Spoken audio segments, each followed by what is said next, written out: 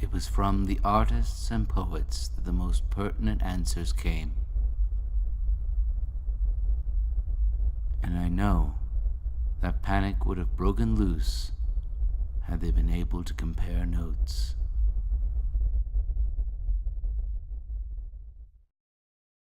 Hello, ladies and gentlemen, I'm Freak, and welcome back to the Music Machine. Now, last time we went to the forest, the thorn forest. It was all full of deadly, evil rain. And we found out that in the top of this cage-like structure, someone was being kept by external, otherworldly, hyper, Lovecraftian, godlike creatures from beyond. And he was being judged, punished for something, being kept as a pet, something along those lines. We're not really sure. And the acid rain in there punished people. And I think what happened is that was taken from the cellmate's mind, like I said last time, and created an unleavable prison for him based on something he had thought was a negative thing or something that was familiar to him, a sort of cruel punishment thing. And the Music Machine, whatever it is down there, these are addresses. These are binary addresses to enter different worlds via this machine. I don't know if this is the Music Machine itself, or I've written down all those addresses by themselves, so don't worry. I don't know if this is the Music Machine before us, or if it's another thing entirely. I don't think this is the Music Machine because it's not musical. Binary is not really a musical system. There is a connection, but I forget what it is. I love it when the music just fades out like that. And by the way, oh, and the story. The story! People may not have seen the previous parts, Anime Freak. What are you talking about? You're a madman screaming into the dark! Just like a Lovecraft story. But, so what the story is that I am Quentin, a ghost who has possessed the small girl who got me killed through very dark and very, non-PC ways. There's a PC way to kill someone. Anyway, today we are going to go to the Void. And I am really excited about that because if I remember right, the Void, and I think this is trying to draw itself from Lovecraftian sources, like not necessarily Call of Cthulhu. I forget the titles. Oh God, but it's that same kind of otherworldly gods possessing the universe and just seeing us as an oddity, like, oh look, sand, that sort of thing in the cosmos. And the Void is the area in which the Lord of all gods exists. If that's what we're about to see today, that's exciting.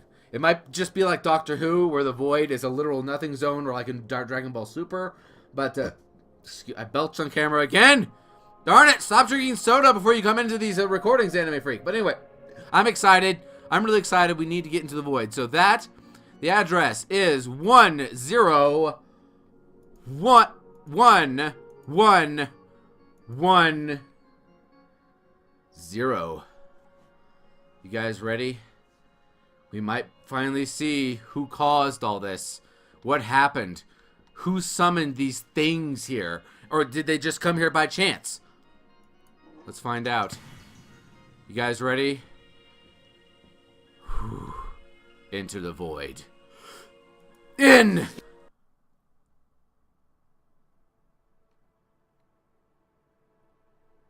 Voice. I did not expect to see the likes of you. Do you hear that? Yeah. I think it's coming from over there. Let's take a look then. Voice. It seems you have sailed off the map, girl. And here there be dragons. Huh? Dragon! Whoa, whoa! What the fuck was that? Huh? Ask it where we are. What these places are. Who are you? I am many things, and I have many names. Right now, I'm a voice imitating emanating from a chair. You may call me Voice. And you are a girl, far from humanity's designated home. These are outer gods. These are outer gods, just like in Lovecraft. This place, out of time and space, is no place for you. Ask it where we are, Haley. We're in a place, Quentin, out of time and space, Quentin. Good Lord. I sense someone with you, inside you. Yeah, ignore him. He does not strike me as a spirit to be ignored. Well, he is. Yeah, great, Haley. Tell an outer god what to do. Just ask him where we are, Haley. Where are we, Voice? You are in a land of half-dreamed hellscapes. Tell me, do you believe in God? Oh boy. Oh boy, this is like the end of Cube. Oh, spoiler, sorry about that. No, says Quentin. No, we don't. Then you do not believe in devils either. And you will not believe where you are. Okay. Sigh, Quentin. Ask it to tell you anyway. Tell me anyway. First, tell me of your vengeful companion. That conflicted spirit I sense. Spirit, who are you? Tell it I'm nobody. He's my imaginary friend. You imagine strange friends, girl. Yeah, well, he's not so bad once you get to know him. I see. And you're certain you do not know him. Oh, and you're certain you know him. Sure. Wounded animals are not to be trusted. You have one living inside you. Stop having a conversation and find out where we are, Haley. Don't presume to know your imaginary friend. Oh, sorry. Do not presume to know your imaginary friend. And ask it what killed those people. All the people back at the different places. Oh, God. So, yeah. Where are we? There are many things in reality and outside reality, girl. Many places human eyes have never deciphered. Many beings human minds have never comprehended. I'm having a nerd fest in my brain. This is such a place created by such beings. The Spindlemen. Spindlemen? Spindlemen? Oh, that name's ringing a bell. Oh, there's something. Oh, there's a structure over there. That's it. That's the form he's taken. That's the form the voice is taken. I'll get a better view of it here. Hold on. Okay. Why is he a chair? What is he trying to tell us for being a chair? Whew. The Spindlemen. Who are they? Creatures of terrible innocence.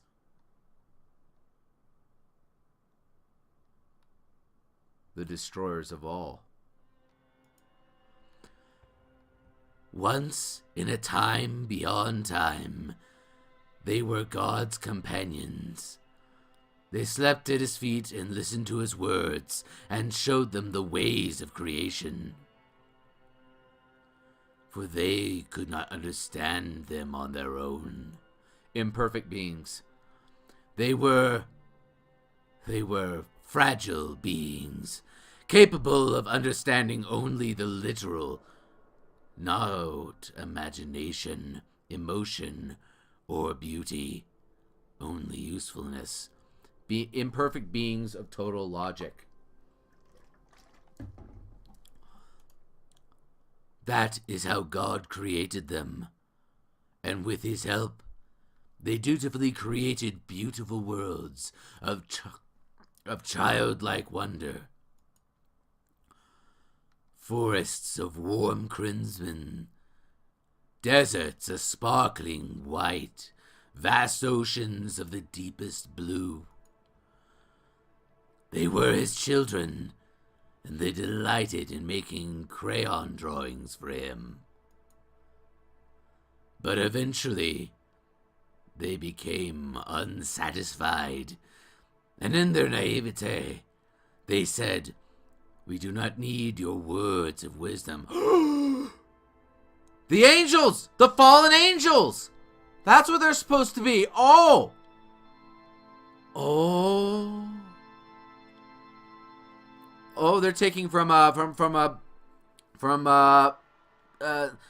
don't want to say the Book of Mormon, but along those lines, that kind of idea is I think what they're going for. They said, "We are four, and we are one. We are the Spindlemen." That's why he's a chair. That's why he's a chair. 4 legs, one actual body, embodiment. They said, "We can create, we can analyze, we can decipher the mysteries of creation ourselves." And thus they left him. Tell it to get to the point. This doesn't help us. Hey, you're the one that wanted to explain where we are. I didn't ask for a Sunday school lesson. I don't remember hearing this in Sunday school. Nothing. Keep going. Humans have always perplexed them. They do not understand your ways, because, as I said, they do not understand imagination, emotion, nor beauty. To them, your stories are nonsense, your paintings are stains, and your music is noise. This place, and others like it, are their attempts to replicate and understand your world. It seems I should look for these Spindlemen. So what is this supposed to be, our world? Yes. Oh. Oh. Oh. This is a outer god's representation, or maybe a demon, an outer god's representation of our world, of the real world, which may look nothing like it to us, but I believe that this is the best way a totally logical mind, like a computer, can interpret the human world. I mean, look at it. It's got a grid pattern because that's how a logical mind would think, in absolute rigid geometric formations, and it's got chaotic elements in here. See the boards or planks that have irregularities along them, like that, and along the pillars, and the water, and the human object, and all the stars around it, and the sun, and the asteroids.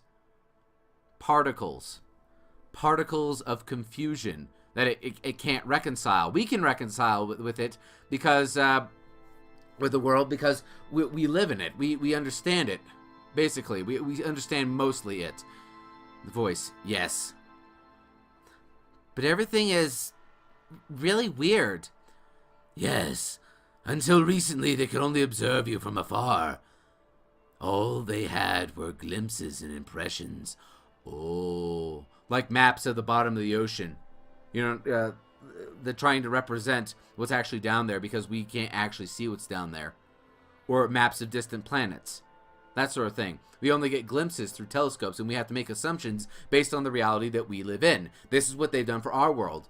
They've made a facsimile of it based on their reality. Oh. Cool. But somehow, they found a way in. Some crack in the wall. They made contact with one of you. They took his land for his own. The island. And they have been modifying their creations. Buildings. Always building. Building structures they presume to have purpose. Building that infernal machine. The giant clock in the farm world. It was telling time. It was a gigantic clock. They interpret that to have meaning for us because that we perceive time way differently than a fourth dimensional being would. Or fifth dimensional being. We perceive time as a progression, but in reality, there are many different branching paths, even though that there's only one direct route that can be taken by the individual traveling. But they can see all the different outcomes and possibilities. I think that's right. Here I am trying to do astrophysics. So what else? Infernal machine. What's that? The music machine. It is their answer to the question, what are humans for? And they built a music machine. They have deduced that you are complex noisemakers, and they think themselves virtuoso musicians. They want to bring balance to the chaos. Uh-oh. Because when your existence is a wasteland of quantifiable values, screaming is as good as singing. Christ, I think that's all I need.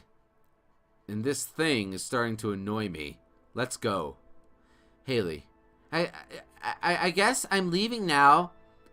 My imaginary friend sucks at talking to people. Sorry. Nice meeting you, voice. The Spindlemen are very dangerous, you know. Wonderful. They are not malicious, but for all intents and purposes, they are madness incarnate. Their ignorance has resulted in horrific acts, and they infect all they touch. Be careful.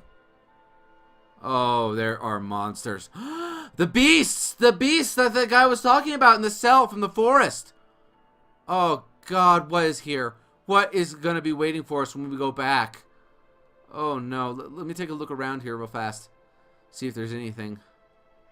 Like a note or another address or something. Oh, wow.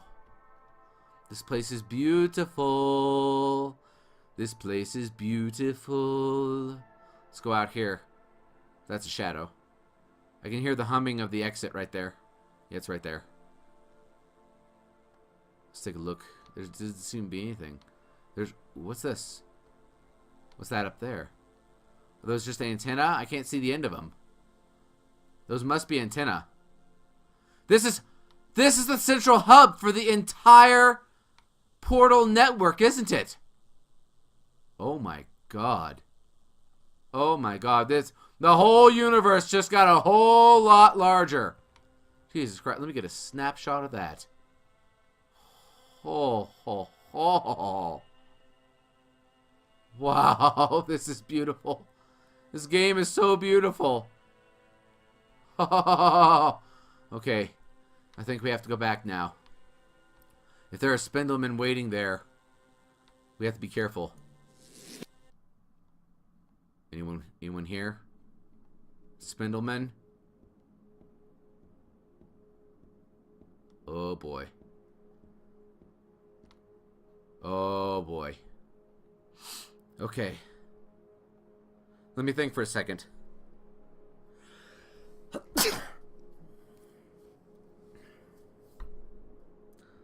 So, what I get from all this is that the caretaker guy, I totally forgot his name, but the caretaker guy, the guy that came back here and was his island, came back here from when he was a kid because he was disturbed.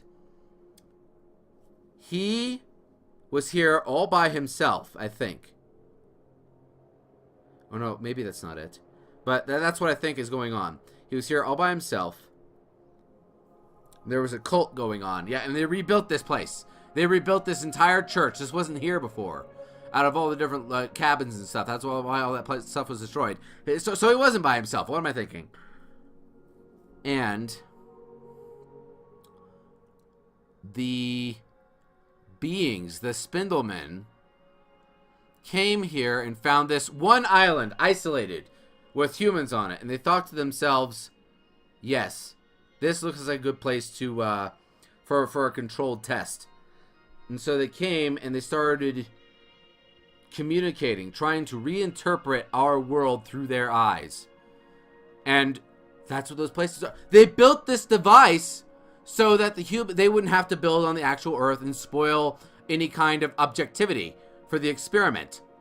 You know, you don't expose all the rats to the test, so to speak. And they built those places. They built the forest. They built the farm. Those are reinterpretations taken from the minds of certain people. Maybe the main guy. But something went wrong. Something went wrong. That guy went someplace.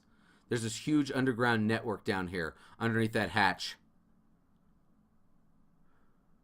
Something went wrong here. What could it have been? Okay, beings beyond beings that are beyond our comprehension to the point where they cannot comprehend us. We are too simple for them to really get. Ooh. And so they're trying to force our simplicity into their complexity. And it's not working out, and they're confused as to why. Oh, that's going to lead to some big time trouble. Oh my god. So are they they might try and recreate the entire world. They might judge humanity as unworthy to exist. You know, like when someone gets really pissed off at something, they say, fuck it. And they just delete the whole thing. They might do that to Earth. Oh god. Well, we've gone to the void. There's one place left to go that we know of, and that's the music machine itself. We're already at 22 minutes, so I'm going to leave this episode right here. But from what's going on here, this is a very, I've said this too much, but this is a very Lovecraft-esque story. These beings have discovered humanity. They exist way, way beyond humanity to the point where there's no way a human being can possibly fight them or even outthink them. But they are trying to comprehend us, like I said. And that's what's causing these problems. That is what's causing... They're driving themselves insane trying to figure out why we exist. Something that human beings themselves have driven themselves to madness trying to figure out.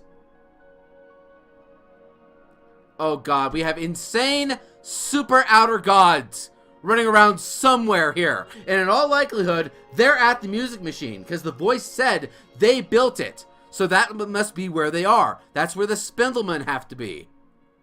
Oh god, next time we're going to go to the music machine. However, that place must be huge or really tiny. Either one of those. And we might get another clue. We might get another address. Or maybe we're supposed to backtrack. We'll find out next episode when we visit the music machine and get our final clue as to what's going on here. And hopefully progress in the game. And if we encounter the Spindlemen.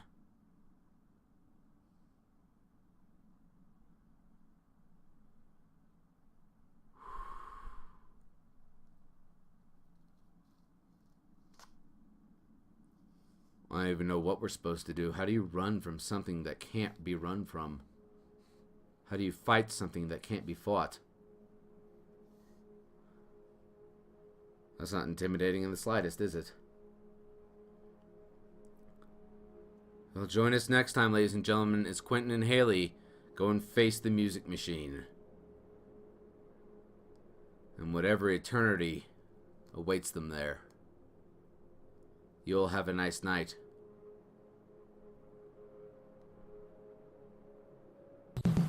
Right here. Oh, we're following the rocks. That's it. Follow the rocks. Follow the rocks. Yes, follow the rocks. Aha! Follow the great and powerful. Why is that glowy tree? What are you trying to do to me, game? Oh, that's the light. That's the light. Oh. Oh!